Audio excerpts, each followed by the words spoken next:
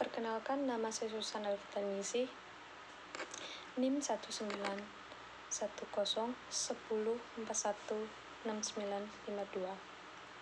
kelas A3 semester 4, jurusan manajemen, dengan mata kuliah analisis lingkungan bisnis.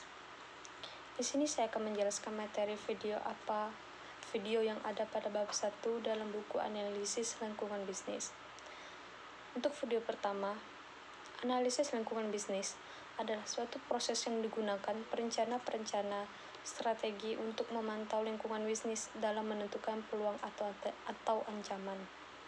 Lingkungan bisnis perlu dianalisis karena yang pertama, agar pembuat strategi dapat mengantisipasi setiap kesempatan dan membantu mengembangkan sistem pemecahan sedini mungkin terhadap faktor-faktor lingkungan yang dianggap mengancam tujuan perusahaan, atau early warning system.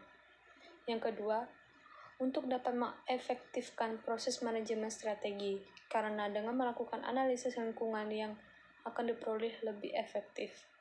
Untuk membantu manajer dalam meramalkan dampak lingkungan bisnis terhadap perkembangan perusahaan, terkumpulnya berbagai informasi dari lingkungan memudahkan untuk membuat perencanaan jangka panjang.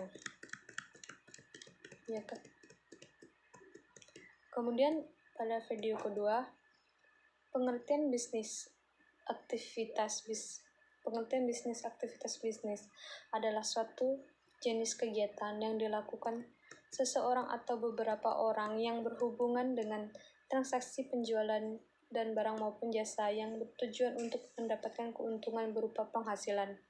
Contohnya, aktivitas jual beli mobil, bisnis, cuci mobil, jualan ternak, membuka toko perabotan, dan lain-lain.